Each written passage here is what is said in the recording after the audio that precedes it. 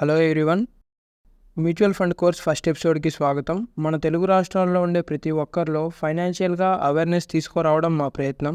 ప్రతి ఒక్కరూ ఇన్వెస్ట్మెంట్ గురించి తెలుసుకోవాలి, ఇన్వెస్ట్మెంట్లో ఉండే వివిధ విషయాల గురించి తెలుసుకోవాలి. ఎక్కడ ఎంత రిటర్న్స్ వస్తాయి, ఎంత ట్యాక్స్ పడుతుంది, ఎంత రిస్క్ ఉంటుంది, ఇవన్నీ ఎలా పనిచేస్తాయి అనే విషయాల గురించి తెలుసుకోవాలి.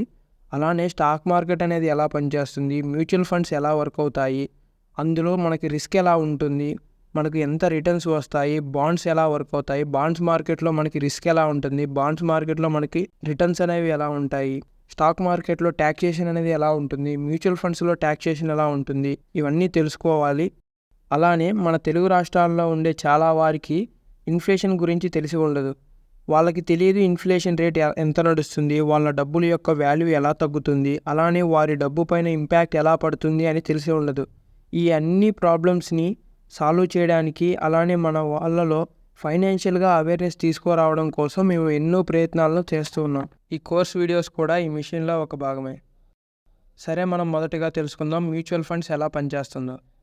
ఫండ్ అంటే ప్రజల దగ్గర నుండి సేకరించిన డబ్బు. మ్యూచువల్ ఫండ్ అనేది కూడా ఒక ఫండ్. ప్రజల దగ్గర నుండి డబ్బును సేకరించి తర్వాత ఆ డబ్బుని మ్యూచువల్ ఫండ్ యొక్క ఆబ్జెక్టివ్ ప్రకారం ఇన్వెస్ట్ చేస్తారు. అలానే కొన్ని మ్యూచువల్ ఫండ్స్ యొక్క ఆబ్జెక్టివ్ అనేది లార్జ్ క్యాప్ స్టాక్స్లో ఇన్వెస్ట్ చేయడం ఉంటుంది. లార్జ్ క్యాప్ కంపెనీస్ అనేవి రిస్క్ తక్కువ, అలానే స్టేబుల్ కంపెనీస్. ప్రతి ఒక్క మ్యూచువల్ ఫండ్ దగ్గర ఫండ్ మేనేజర్ అనేవారు ఉంటారు. ఏ మ్యూచువల్ ఫండ్ యొక్క ఆబ్జెక్టివ్ నచ్చుతుందో, అలానే ఆ ఫండ్ మేనేజర్ యొక్క స్కిల్స్ నచ్చుతాయో మనం ఆ మ్యూచువల్ ఫండ్ స్కీమ్ ప్రకారం మ్యూచువల్ ఫండ్లో ఇన్వెస్ట్ చేస్తాం. ఫండ్ మేనేజర్ ప్రజల దగ్గర నుండి డబ్బును సేకరించి వారి మ్యూచువల్ ఫండ్ యొక్క ఆబ్జెక్టివ్ ప్రకారం ఇన్వెస్ట్ చేస్తారు. ఆ ఇన్వెస్ట్మెంట్ ద్వారా వచ్చిన లాభాన్ని తిరిగి ప్రజలకు పంచుతారు. ఏ కంపెనీ అయితే ఫండ్ని మేనేజ్ చేస్తుందో దానిని అసెట్ మేనేజ్మెంట్ కంపెనీ అని అంటాం. For example SBI mutual fund. SBI mutual fund అనేది కూడా అసెట్ మేనేజ్మెంట్ కంపెనీ. ఈ ఎస్బీఐ మ్యూచువల్ ఫండ్ కింద సెవరల్ స్కీమ్స్ ఉన్నాయన్నమాట. SBI small cap fund, SBI Magnum mid cap fund, SBI blue chip fund. ఎవరికైనా ఒక ఇన్వెస్టర్కి ఎస్బీఐ ఫండ్ యొక్క objective నచ్చి, అలానే ఫండ్ మేనేజర్ యొక్క స్కిల్స్ నచ్చి, ఇంకా several things SBI fund managing గురించి ఏమన్నా నచ్చాయి అంటే వాళ్ళ మ్యూచువల్ ఫండ్స్లో ఇన్వెస్ట్ చేస్తారు. For example SBI mutual fund యొక్క స్కీమ్స్లో ఒక scheme SBI blue chip fund. SBI blue chip fund యొక్క ఆబ్జెక్టివ్ చూద్దాం. ఎస్బీఐ బ్లూ చిప్ ఫండ్ యొక్క ఆబ్జెక్టివ్ అనేది, అలానే ఏ మ్యూచువల్ ఫండ్ స్కీమ్ యొక్క ఆబ్జెక్టివ్ అనేది ఎస్ఐడిలో దొరుకుతుంది. ఎస్ఐడి అంటే స్కీమ్ ఇన్ఫర్మేషన్ డాక్యుమెంట్. ఈ స్కీమ్ ఇన్ఫర్మేషన్ డాక్యుమెంట్ గురించి రాబోయే ఎపిసోడ్స్లో తెలుసుకుందాం. ఎస్బీఐ బ్లూ చిప్ ఫండ్ యొక్క ఆబ్జెక్టివ్ ఏంటో చూద్దాం ఇప్పుడు. To provide investors with opportunities for long term growth in capital through an active management of investments in a diversified basket of large cap equity stocks. And fund manager వచ్చేసి సోహిని అందాని. వీళ్ళ equity ఏంటంటే to provide investors with opportunities for long term growth. Long term growth కోసం opportunities ఇవ్వడం వీళ్ళ main objective అనమాట. ఏ sector స్టాక్స్లో వీళ్ళు invest చేస్తారు అని అంటే లార్జ్ క్యాప్ ఈక్విటీ స్టాక్స్ అనమాట. ఏ ఇన్వెస్టర్స్కి అయితే బ్లూ చిప్ ఫండ్ యొక్క ఆబ్జెక్టివ్ నచ్చుతుందో, అలానే వాళ్ళ ఫండ్ మేనేజర్స్ మిస్ సోహిని ఆందాని ఒక స్కిల్ మేనేజ్మెంట్ నచ్చుతుందో వాళ్ళు ఎస్బీఐ బ్లూ చిప్ ఫండ్లో ఇన్వెస్ట్ చేస్తారనమాట. మ్యూచువల్ ఫండ్ మన డబ్బుల్ని మేనేజ్ చేసిన దానికి వాళ్ళు కొంచెం డబ్బులు తీసుకుంటారనమాట. దాన్ని ఏమంటామంటే మేనేజ్మెంట్ ఫీజ్ అని అంటాం. మ్యూచువల్ ఫండ్స్ అనేది మెయిన్గా 2 అసెట్ క్లాసెస్లో ఇన్వెస్ట్ చేస్తాం. ఒకటి వచ్చేసి డెప్ట్ అసెట్ క్లాస్, అలానే సెకండ్ వచ్చేసి ఈక్విటీ అసెట్ క్లాస్. పదండి వీటి గురించి డీటెయిల్గా తెలుసుకుందాం. ఏదైనా ఒక కంపెనీ వాళ్ళ బిజినెస్ని ఇంక్రీజ్ చేసుకోవడానికి, లేదా వాళ్ళ కంపెనీని డెవలప్ చేసుకోవడానికి వాళ్ళకి డబ్బులు అనేది అవసరం అవుతుందన్నమాట. వాళ్ళకి అవసరమైన డబ్బుల్ని 2 టైప్స్గా వాళ్ళు తెచ్చుకోవచ్చు అనమాట. ఒకటి వచ్చేసి డెప్ట్ ఫైనాన్సింగ్, అలానే ఇంకోటి వచ్చేసి ఈక్విటీ ఫైనాన్సింగ్. ఈ రెండింటి ద్వారా వాళ్ళు డబ్బుల్ని తెచ్చుకోవచ్చు అనమాట. డెప్ట్ ఫైనాన్సింగ్ అంటే ఏంటంటే ఏదైనా ఒక బ్యాంక్ దగ్గర నుంచి లోన్గా డబ్బులు తీసుకొచ్చిన తర్వాత వాళ్ళకి ఇంట్రెస్ట్తో సహా ఆ లోన్ని పే చేయడం అనమాట. లేదంటే ప్రజల దగ్గర నుంచి బాండ్ ద్వారా ఆ డబ్బుల్ని తీసుకోవడం, తర్వాత మనీని ఇంట్రెస్ట్తో సహా పే చేయడం. ఇలా లోన్ ద్వారా తెచ్చుకొని డబ్బుల్ని మళ్ళీ ఇంట్రెస్ట్ ద్వారా బ్యాంకులకి లేదా ప్రజలకి పే చేయడాన్ని డెప్ట్ ఫైనాన్సింగ్ అని అంటాం. అంటే అప్పుగా తీసుకురావడం, ఆ అప్పుకి వడ్డీతో సహా కట్టడం, ఇదనమాట డెప్ట్ ఫైనాన్సింగ్. అలానే ఈక్విటీ ఫైనాన్సింగ్ అంటే ఏంటంటే ప్రజలు అనేవాళ్ళు మన కంపెనీలో మనీని ఇన్వెస్ట్ చేస్తారనమాట. ఏదైనా ఒక స్టాక్ ఎక్స్చేంజ్ ద్వారా మన కంపెనీలో డబ్బుల్ని ఇన్వెస్ట్ చేస్తారనమాట. ఇన్వెస్ట్ చేసిన తర్వాత మనకు ఇంట్రెస్ట్గా అంటే వడ్డీగా వాళ్ళకి మనం డబ్బులు పే చేయాల్సిన అవసరం లేదనమాట. వాళ్ళు మన కంపెనీ పైన ఇన్వెస్ట్ చేశారు అంటే మనం మన కంపెనీలో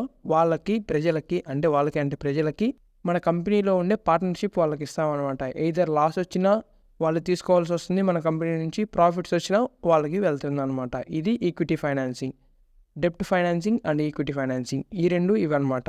అలానే ఏదైతే mutual funds, bonds, debentures or other డెప్ట్ ఇన్స్ట్రుమెంట్స్ ద్వారా ఇన్వెస్ట్మెంట్ చేస్తారో వాటిని వచ్చేసి డెప్ట్ మ్యూచువల్ ఫండ్స్ అని అంటాం. అలానే ఏవైతే మ్యూచువల్ ఫండ్స్ స్టాక్ ఎక్స్చేంజ్లో లిస్టెడ్ అయిన కంపెనీస్లో ఇన్వెస్ట్ చేస్తాయో వాటిని ఈక్విటీ మ్యూచువల్ ఫండ్స్ అని అంటాం.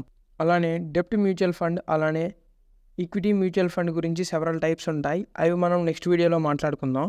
ఎవరైతే ఈక్విటీ మార్కెట్లో ఇన్వెస్ట్ చేయాలనుకుంటున్నారో లేదంటే డెప్ట్ మార్కెట్లో ఇన్వెస్ట్ చేయాలనుకుంటున్నారో కానీ వాళ్ళు ఎక్స్పర్ట్ కాదు అని అనుకుంటే వాళ్ళు మ్యూచువల్ ఫండ్స్లో ఇన్వెస్ట్ చేయొచ్చు అనమాట. మీరు మ్యూచువల్ ఫండ్స్లో ఇన్వెస్ట్ చేయడానికి మీరు ఎలాంటి ఎక్స్పర్ట్స్ అవ్వాల్సిన అవసరం లేదనమాట. ఎందుకంటే మీ మనీని ఫండ్ మేనేజర్ అనేవాళ్ళు మేనేజ్ చేస్తూ ఉంటారనమాట. వాళ్ళు వచ్చేసి ఇన్వెస్ట్మెంట్లో ఎక్స్పర్ట్స్ అనమాట. వచ్చిన ఫండ్ మొత్తాన్ని ఏ కంపెనీలో ఇన్వెస్ట్ చేయాలి, ఎక్కడ ఇన్వెస్ట్ చేస్తే ప్రాఫిట్స్ వస్తాయి, ఇవన్నీ చూసుకునేది ఫండ్ మేనేజర్ అనమాట. ఫండ్ మేనేజర్ అనేవాళ్ళు ఎక్స్పర్ట్స్ అయ్యి ఉంటారనమాట. అందుకనే మ్యూచువల్ ఫండ్స్ అనేది బిగినర్స్కి చాలా బెస్ట్ అనమాట. మీ యొక్క ఇన్వెస్ట్మెంట్ గురించి సంబంధించిన ప్రతి ఒక్క డెసిషన్ ఫండ్ మేనేజర్ అనే వాళ్ళు మాత్రమే చూసుకుంటారు. ఎందుకంటే వాళ్ళు ఆల్రెడీ ఎక్స్పర్ట్స్ అనమాట అందులో. అందుకని ఎవరైతే మార్కెట్స్లోకి స్టార్టింగ్గా ఉంటారో వాళ్ళకి మ్యూచువల్ ఫండ్స్ అనేది ఒక బెస్ట్ ప్లాట్ఫామ్గా మారిపోయిందనమాట. జనరల్గా ఈ మ్యూచువల్ ఫండ్స్లో 1 or 2 ఫండ్ మేనేజర్స్ ఉంటారనమాట. ఈ మ్యూచువల్ ఫండ్స్ అనేది మనకు ఉన్న ఒక పెద్ద ప్రాబ్లమ్ని సాల్వ్ చేసింది. అదే ఏంటంటే ఇన్వెస్ట్మెంట్ కాంప్లెక్సిటీ అనేది.